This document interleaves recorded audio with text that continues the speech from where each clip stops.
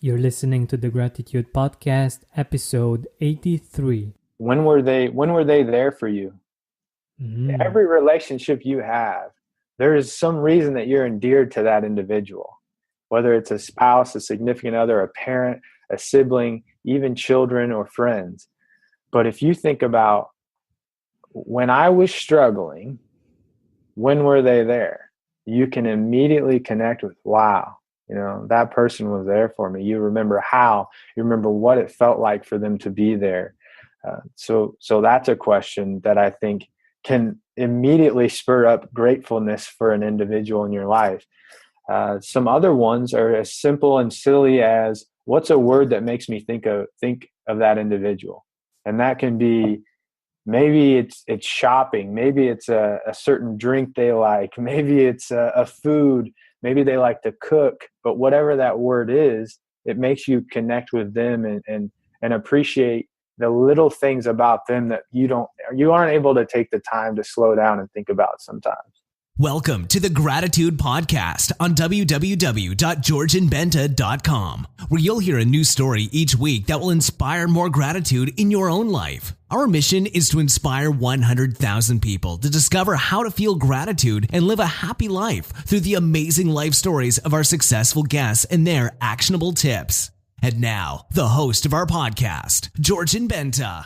Hi, Gratitude Seeker. Welcome to a new episode of the Gratitude Podcast. Today with me, I have an amazing person with an inspiring story. I love how present and how empathetic he is, and just how he managed to bring from a difficult life situation something wonderful that he wants to share with you, with me, with the world, and to actually help us be more appreciative of the people that we have in our life, and our close people and the ones that we care about.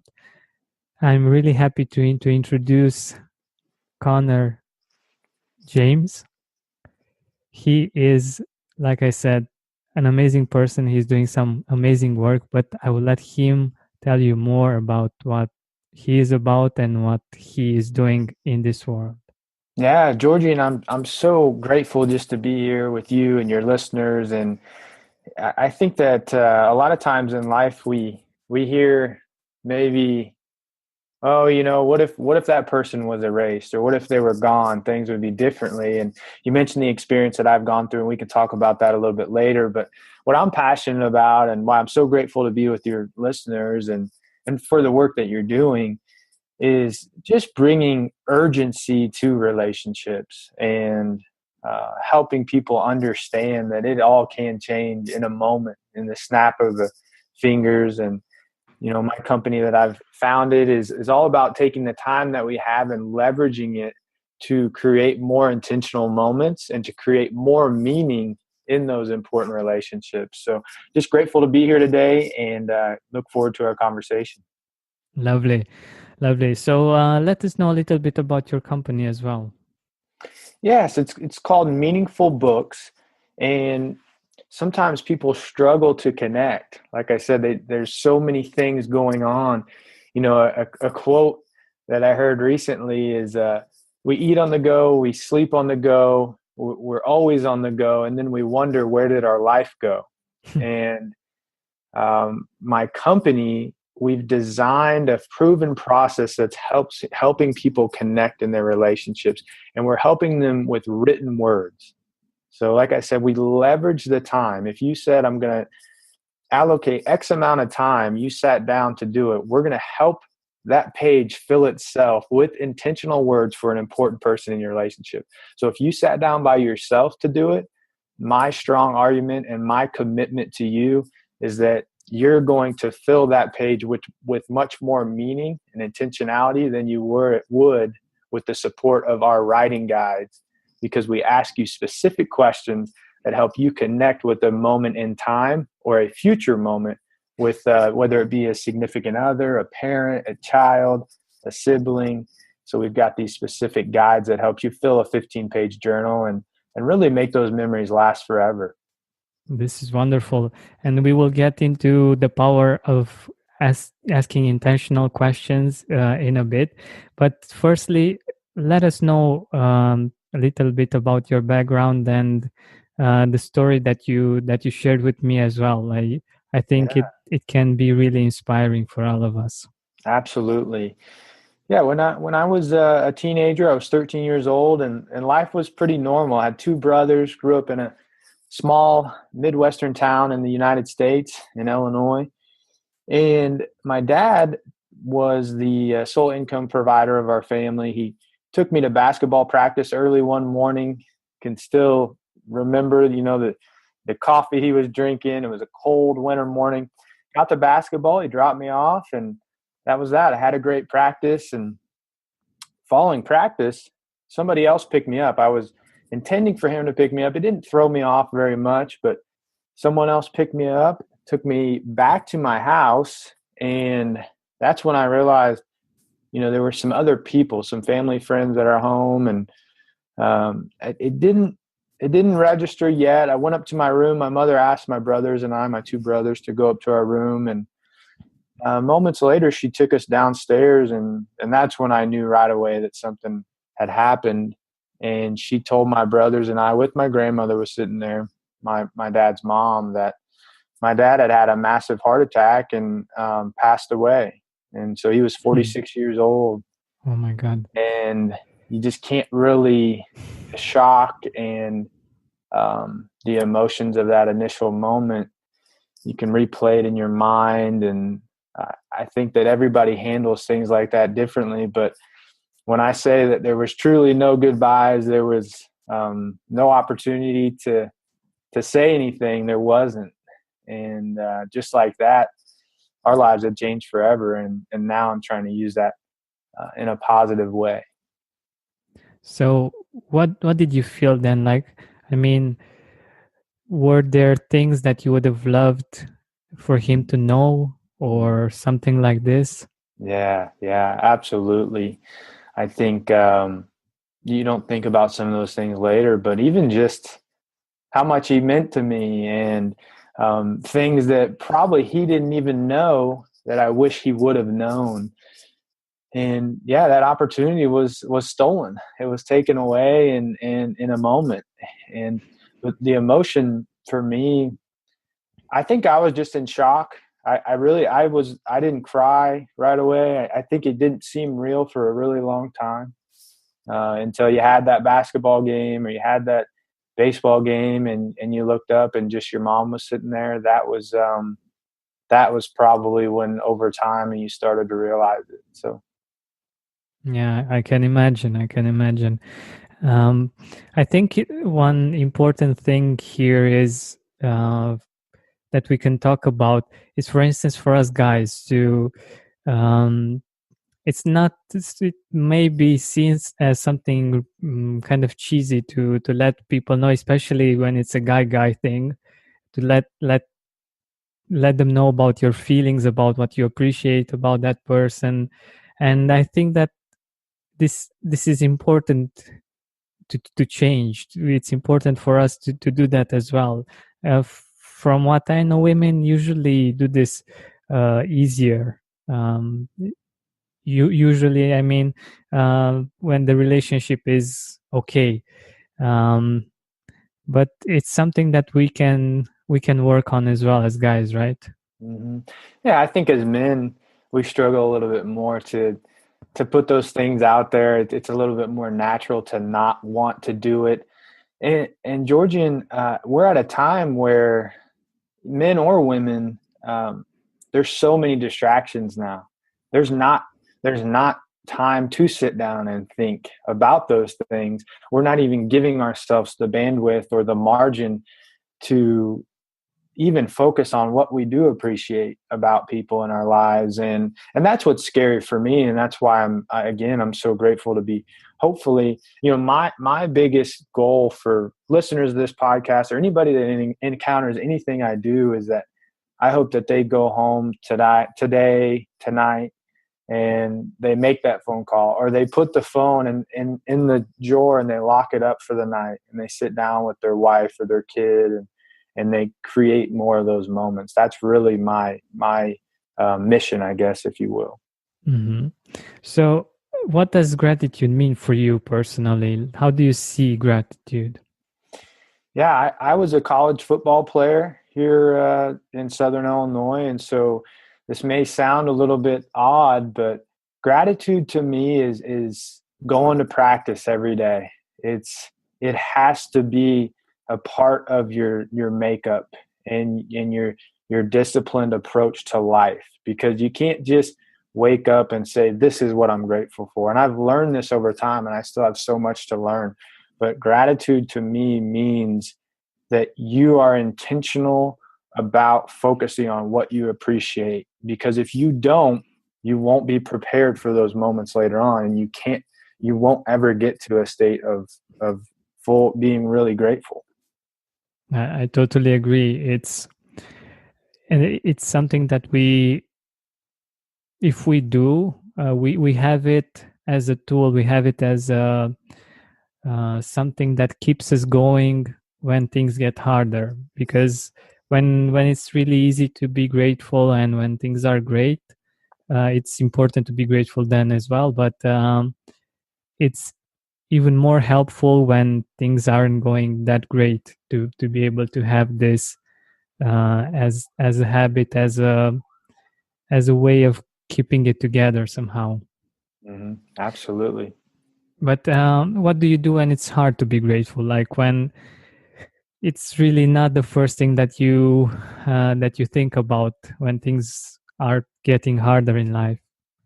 Mm-hmm. Well, I think you just said it. You have to stay the course, and you have to keep putting in the work. And for me, I have a daily gratitude practice of just 3 things from the previous day that I appreciate. And those can be the most simple things. And I think you get to that later. You're going to ask me about that. But when things are really hard, that's the time where you have to focus in on what is good, number one. And then number two, I think I ask people this question. I go around and I do speaking occasionally, and I got a chance to be in front of a group a couple weeks ago, and I said, you have to change your perspective. And so ask yourself the question, does somebody else have it worse than me right now? And I think no matter what your circumstance is, there is somebody else out there that's going through something worse. And a lot of times we forget that. We get in our own zone and in our own world. And so that question in and of itself, when things are really bad, and that may seem, that's not saying I'm not sympathetic or empathetic to what someone's going through, but I'm just trying to help them reset their mindset. I love this question, and I love the fact that it gets you to feel grateful, but in a different way. Like, you don't ask what are you grateful for.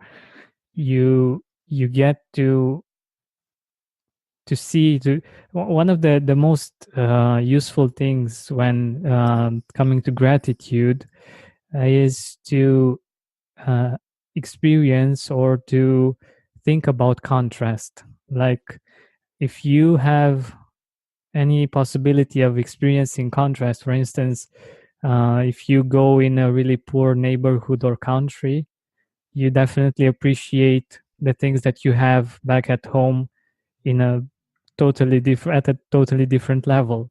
But if you, yeah.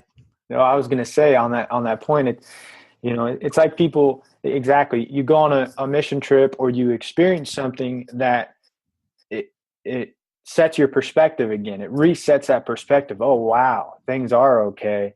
But guess what happens, Georgian, over time? If you're out of that element, you drift back towards the comfort level and the level of things that could potentially lead you to forget why you should be grateful. Exactly. And it's just a way of our brain wants us to feel protected and to not worry about the things that are going great, and it just puts them in the background. But it's our job to get them to the foreground and to appreciate them, because if we don't, we only focus on those things that are possible threats, that are taking our attention, that are important for survival, but that don't make us too happy. So yeah, this has been my experience, and in the research that I've done on gratitude, this is what I found. But um, do you have like a favorite quote on gratitude? It's again, it's a little bit more of a contrasting quote, I guess. But I think it's we have three choices when things go bad. We can let those things destroy us, define us, or develop us. And I can't remember who said that, but that one sticks with me. So every time there's a circumstance of something that goes wrong, for instance, when my dad passed away, I could have let that, I could still be clinging to that experience and saying, I grew up from the time I was 13 without a dad. Just let me be grumpy. I'm mad at the world. Or I can take that experience, and I could have let it destroy me too. I can take that experience and use it as something that's developed me and molded me into who I am today. Yeah, I love this because we all have bad experiences of some sort, and of course, for ourselves, the worst ones are the ones that are closest to us and that we experience. But in other ways, there have been other people that have had these kinds of experiences, and some of them found a way, like you said, to grow from them. Because one example that I love to give is, for instance, Anthony Robbins or Oprah. Even they had really harsh experiences when they were younger or in their childhood, and somehow they found a way to rise from that and to develop, to grow, and to actually have a positive impact in the world. So it is actually a matter of choice, even though it might not seem so when you are in that particular situation and all of those feelings come to the surface, right? Mm-hmm. Absolutely. Yeah, I think there's story after story of individuals like that, and that's what I'm always interested in too. Is I think you mentioned people that are at the peak of the mountain, and people that are so visible now, and they're helping thousands upon thousands of people. And what I'm interested in is you and I walk by people every single day, and the listeners that are listening to this podcast, they do as well, and they probably are these people that are finding ways to overcome those moments right now. And so that's a little bit of what I do on my podcast is I take ordinary people and I say, how have you gotten through this? And they're not a superstar. They're not on cover of magazines, but I'm interested in their stories too. I love it. I love it. And let's get back to the questions, the power of questions. I love this, and I think the questions can direct our focus and our actual experience of life. I actually had an episode recently about beginning with the question, why am I so unhappy? And I really asked this question for quite a while, for years, and uh, not this exact question, but questions that were related to this. And I found many answers, many reasons, many I could understand, for instance, from an emotional intelligence perspective, from an astrological perspective, from a spiritual perspective. So all kinds of perspectives. And I did learn a lot from this. But if we only ask better questions like, what can I do to be happy? Um, what makes me happy and I didn't do for a while, or something like this, it actually shifts your perspective, and it gets you to feel that, to experience that, instead of just understanding why is this happening to me or why is this happening. So I really believe in the power of questions, and I would love to hear your perspective. Absolutely. I have two thoughts. Well, the first one is the world happening to me, or am I happening to the world? And that the questions and the narrative that you play in your mind, that you build into your daily life, can direct those circumstances. For my wife and I, it could be really easy for her to come home and for me to say, "Oh, how was your day today?" And I think naturally we are designed to maybe talk about or reflect on things that didn't go well or that were hard or challenges. But instead of saying, "How did your day go?" what we say in our house is um, two questions: what went well today, and what did you learn? And so you Mm. see how you can't answer that's already framing the conversation for a positive conversation. And it prevents us from having a 30-minute. Now, if there are times where there was something that was absolutely horrible, yeah, you have to dive into that and be there in comfort. But so just those two questions in a daily, repetitive setting change the conversation that we're having dramatically. I love Those are just two. And then if you want me to continue on, do you have thoughts on that? definitely, definitely. So if you have other questions, I would really appreciate it if you would share them.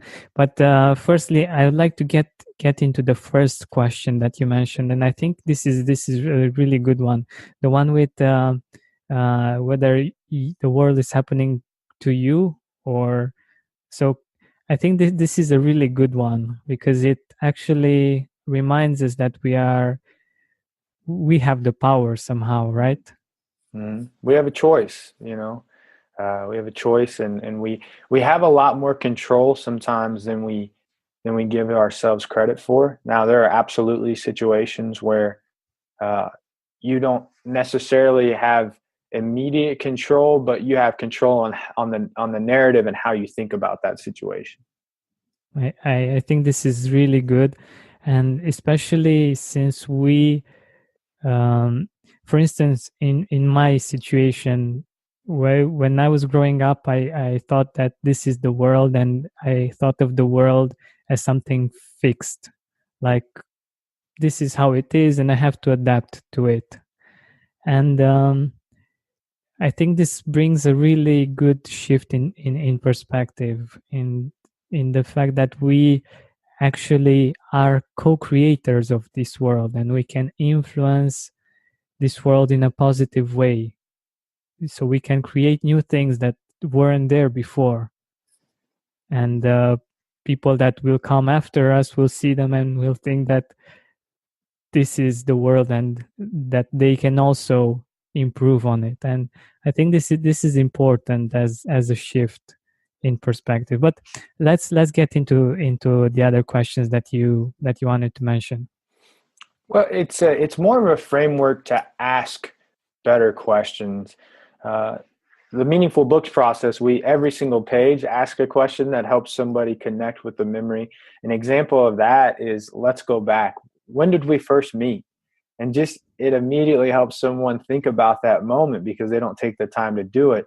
But the framework in general, generally speaking, is a lot of time we just spend time asking questions about the present day or what happened in the moment. But if you'll take a minute and you'll reframe the conversation to think about, look back in the past or look towards the future, we oftentimes forget those two directions. There's so much positive either way, or there's so much excitement potentially about things in the future. And so a question as simple as, what have you been dreaming about lately? What do you dream about? That's towards the future. What are you excited about in the future?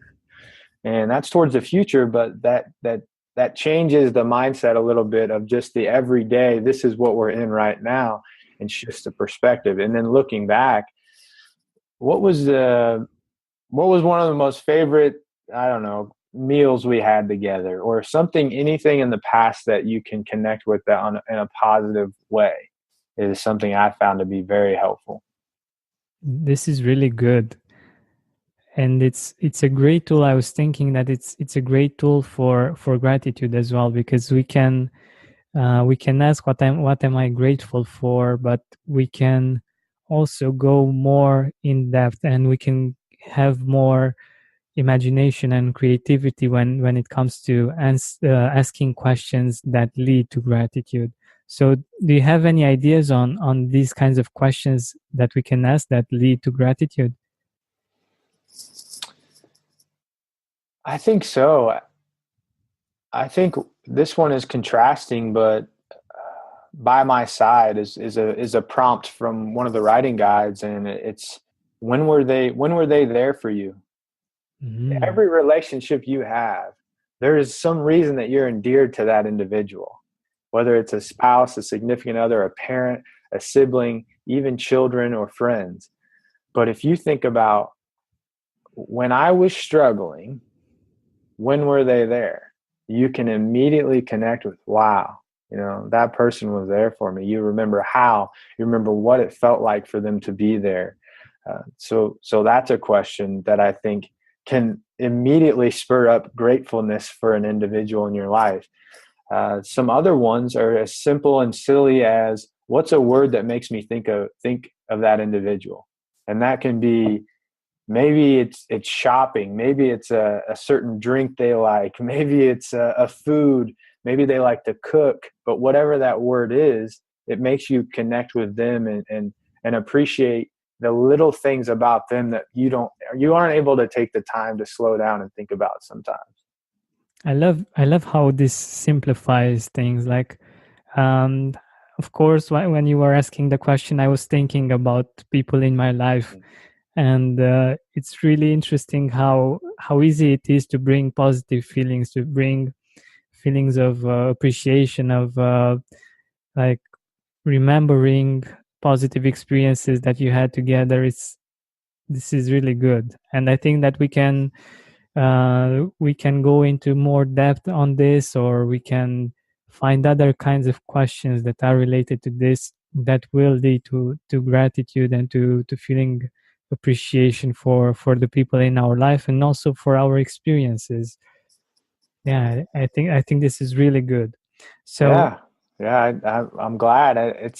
That's the hardest thing to think about. Is I sit down, and that's the deep work for me. Is, what's a question that would, on a broad spectrum, help anybody connect and appreciate, and when they sat down to think about it, they would immediately be able to connect with that individual more. So yeah, I love it. Usually when things are simple like this, it means that someone actually put in the work to simplify things. And when something is simple, it means that someone really made it simple from something that might have been complicated. And that this is mastery from my point of view. So what do you do on a constant basis to continue to be grateful and to experience this attitude of gratitude? absolutely, I mentioned one earlier. Is just the three things every single day. Our brains are designed from a primal state to look for fear. So if you went back to a caveman, or people in their early years, they hear a twig snap and they're always on alert. And so if we don't train ourselves to look for the positive every single day, we're not going to start doing that. And so every day I sit down some point early in the morning, and I'll write down just three things that were a positive from the previous day.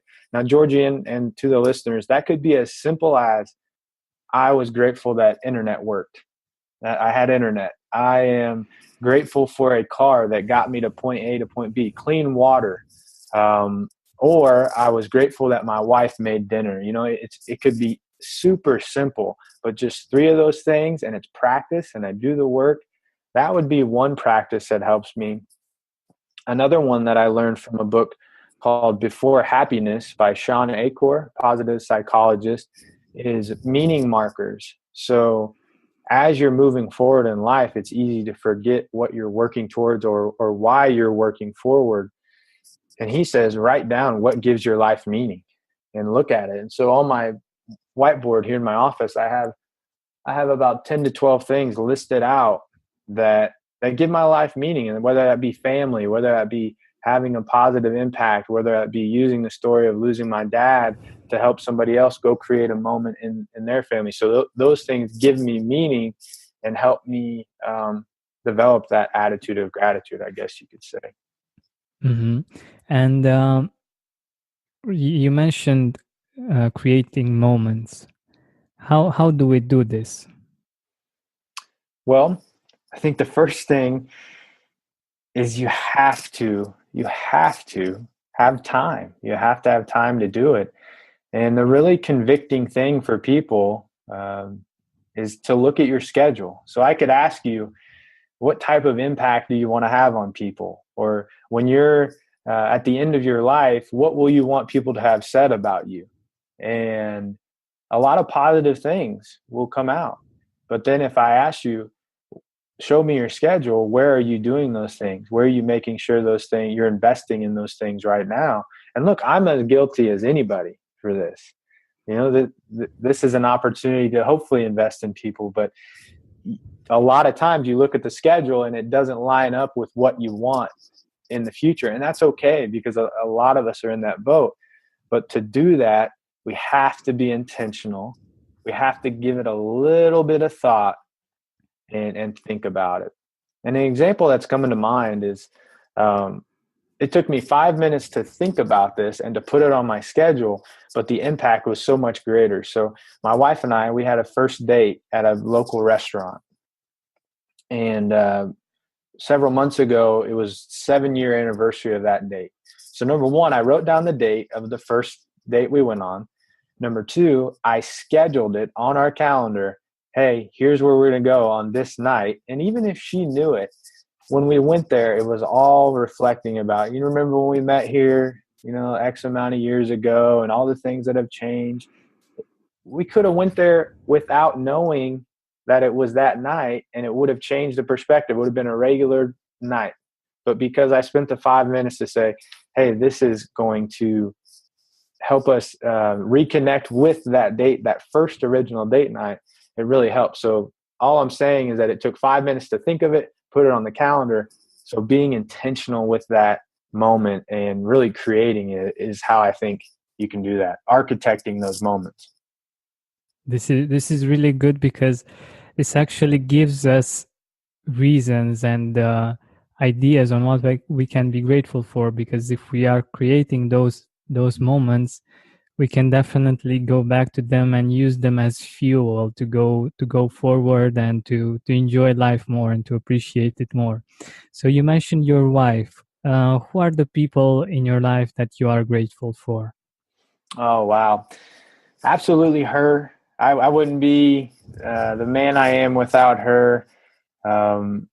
She's such a strong woman, and she encouraged me in everything I do.